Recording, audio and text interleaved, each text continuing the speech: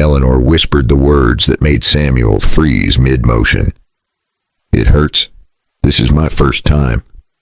It was their wedding night, summer of 1868, inside the small cabin near Abilene, Kansas. The oil lamp flickered. The wooden bed creaked under their weight. Sam had been a widower for 10 years. Eleanor, just 21, had arrived 3 days ago as his mail-order bride, but something was terribly wrong. Her body was stiff as a board. Her hands were trembling. And when Sam looked into her eyes, he didn't see shyness. He saw pure terror. "It'll be over quick," Sam said gently, but then he stopped completely, because that's when he saw them. The bruises, old ones, faded yellow and green, running up her arms like a twisted map of pain. Some were months old. Some were older.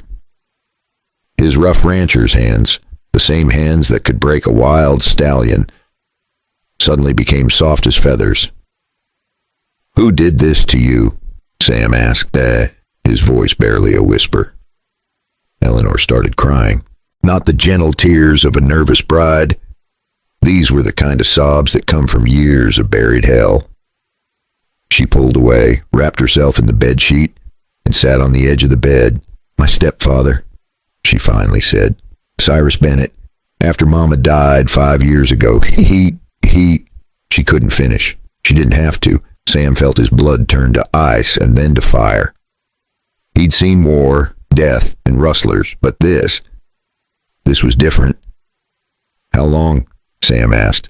5 years. Every time I fought back, it got worse. So I stopped fighting. I just survived. When I saw your advertisement for a wife in the Kansas newspaper, I knew it was my only way out. I had to escape, even if it meant marrying a stranger." Sam stood up, walked to the wash basin, and came back with a damp cloth. He sat beside Eleanor, not touching her, just near her. "Listen to me real careful," Sam said, his voice steady and calm. "You're safe now. I didn't bring you here to hurt you. I brought you here because I needed a partner, not a servant. And partners don't hurt each other. You understand me?" Eleanor looked at him through wet eyes. She nodded slowly. "We're going to take this real slow." Sam continued, "There's no rush. We got all the time in the world. Tonight, you sleep on the bed. I'll take the floor. And tomorrow, we'll start over, as friends first. Then we'll see where it goes. Deal?" For the first time since arriving in Kansas, Eleanor smiled. It was small, broken, but it was real. "Deal," she whispered. Sam grabbed a blanket and made himself a spot on the wooden floor. As he lay there staring at the ceiling, one question burned in his mind. What kind of monster puts his hands on a defenseless girl for 5 whole years? And more importantly, what would Sam do if that monster ever showed up at his ranch? The next morning, Eleanor woke up to the smell of coffee and bacon. Back in Ohio, she'd always been the one cooking. Cyrus would yell if breakfast wasn't ready by sunrise. But here, Sam was already at the stove, flipping bacon in a cast iron skillet like it was the most natural thing in the world. "Morning," Sam said without turning around. "Hope you like your eggs scrambled. I ain't fancy, but I can feed us." Eleanor wrapped the blanket around herself and walked to the small table. In the daylight, the cabin looked simple and honest, nothing like the dark, suffocating house she'd escaped from. "You didn't have to do this," Eleanor said quietly. "Neither did you when you agreed to marry a stubborn old rancher sight unseen." Sam replied with half a smile. "Now eat up. We got work to do." Over the next few weeks, Sam taught Eleanor everything. How to milk the cow named Bessie, who had an attitude problem. How to ride his gentlest horse, a mare called Daisy. He never rushed her, never raised his voice, never lifted a hand. On cool evenings, he'd line up empty bottles on the fence and put his spare revolver in her hands. The first few shots rattled her so bad she could barely breathe, but after a couple of weeks she could knock a bottle clean off a post at 20 feet. At first, Eleanor flinched every time Sam moved too quickly. But slowly, day by day, the flinching stopped. One afternoon, while they were mending a fence together under the brutal Kansas sun, Eleanor actually laughed. It was the first real laugh Sam had heard from her. "What's so funny?" Sam asked, wiping sweat from his forehead. You, Eleanor said, grinning. You just cussed at that fence post for 5 straight minutes like it personally insulted your mother. Sam chuckled. Well, it's a stubborn post. Runs in the family. They worked side by side until sunset. And that night, for the first time, Eleanor didn't ask Sam to sleep on the floor. You can sleep on the bed, she said nervously. I trust you. Sam nodded slowly. Only if you're sure. I'm sure. They lay on opposite sides of the bed that night, a good 2 feet between them. But sometime around midnight, Eleanor's hand slowly moved across the sheets. Her fingers found Sam's rough, calloused hand, and she held it. Sam didn't move, just held her hand back, gentle as holding a baby bird.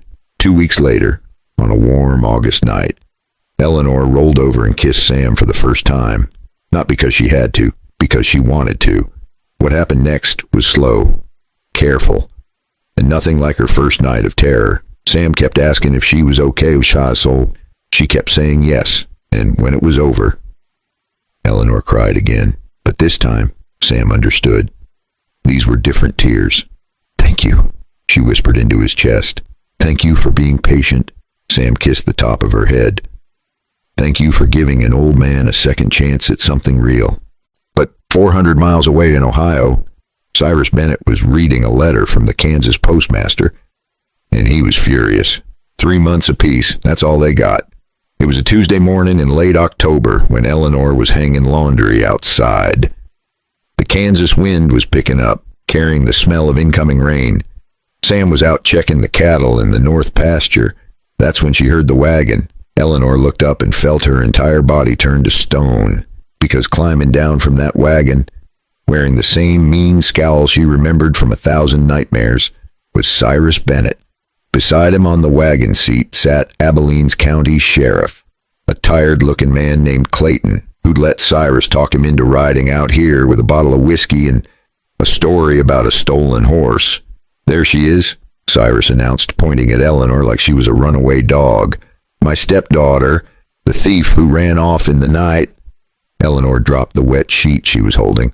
Her hand started shaking. All those weeks of healing, of learning to feel safe again, vanished in an instant.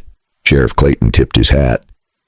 Ma'am, this man wrote my office saying you ran off with his horse and left debts behind. I'm here to hear both sides. Debts. Eleanor's voice cracked. He calls that care. I fed you, clothed you, kept a roof over your head after your mama died, Cyrus said smoothly, and you repay me by stealing my horse and running off to marry some stranger. You owe me $500, girl, or you're coming back to Ohio where you belong. Before Eleanor could respond, she heard hoofbeats. Sam came riding in fast, dust kicking up behind his horse. He took one look at Cyrus and his jaw clenched so tight you could hear his teeth grind. Get off my land, Sam said quietly. But quiet from Sam was more dangerous than yelling. This doesn't concern you, rancher, Cyrus sneered. This is between me and my daughter. Stepdaughter, Sam corrected, climbing down from his horse. And she's not yours anymore. She's my wife, legal and proper.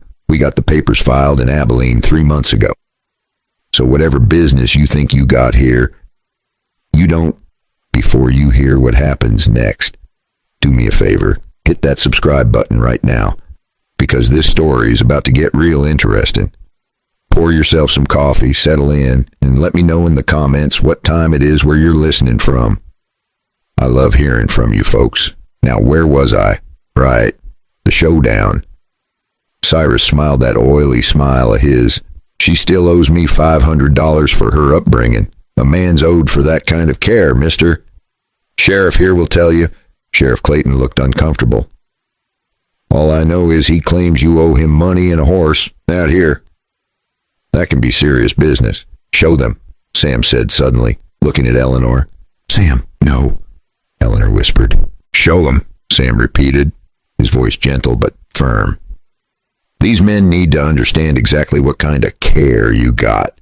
Eleanor's hands trembled as she slowly unbuttoned her sleeve. She rolled up the fabric, revealing the landscape of old scars and faded bruises that still marked her skin like a map of hell. Sheriff Clayton's face went pale. 5 years, Eleanor said, her voice stronger now. 5 years of this. That's the care he's talking about. But Cyrus wasn't done yet. Not by a long shot. Sheriff Clayton stared at those scars for a long moment. Then he looked at Cyrus with disgust. Mr. Bennett, I strongly suggest you get back in that wagon and ride for Ohio before I decide to wire your hometown judge and ask a few hard questions.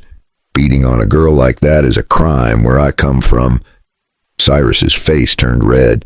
She's lying. Those scars could be from anything. Farm work, accidents. 5 years worth of accidents. Sam stepped forward. On a girl who was locked in the house most days. Try again. The sheriff nodded.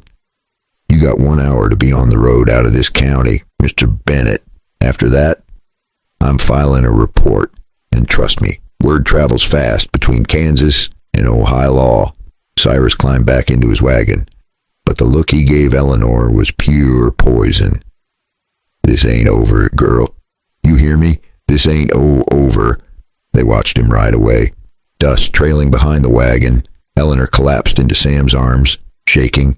Sheriff Clayton tipped his hat and left soon after, promising to keep an eye out. It's done, Sam whispered into Eleanor's hair. He's gone. Still, as he slid the bolt across the cabin door that evening, a hard knot sat in Sam's gut. Men like Cyrus didn't swallow humiliation easy, but Sam was wrong. That night, around 2 a.m., Eleanor woke up to the sound of breaking glass. She sat up in bed, heart pounding. Sam was already reaching for his shotgun in the corner. Stay here, Sam whispered. But Eleanor knew that sound. She knew that heavy footstep on the porch. She'd heard it 1,000 times back in Ohio, usually right before the beatings started. Cyrus had come back. I know you're in there, Cyrus yelled from outside. You think you can embarrass me in front of a lawman and get away with it? You think you can just leave? Sam moved toward the door, but Eleanor grabbed his arm. No, this is my fight. Eleanor, no. He's been controlling me through fear my whole life. Sam, if I don't face him now, I'll be looking over my shoulder forever. Before Sam could argue, Eleanor grabbed his spare revolver from the drawer. Her hands weren't shaking anymore. She walked to the door and opened it. Cyrus stood there on the porch, drunk and angry, pistol in hand. But when he saw Eleanor with her gun pointed straight at his chest, he froze. You, Cyrus laughed, but it sounded nervous. You don't have the spine, girl. You never did. You're right, Eleanor said calmly. The old Eleanor didn't, but I'm not her anymore. Now get off my husband's land, or I'll put a hole in you that even an undertaker couldn't fix. Behind her, Sam appeared in the doorway with his shotgun, backing her up. She means it, Cyrus, and even if she misses, I won't. For the first time, she saw something new in Cyrus Bennett's eyes. Fear. He lowered his gun slowly. You'll regret this. Both of you. The only regret I got, Eleanor said, is not standing up to you sooner.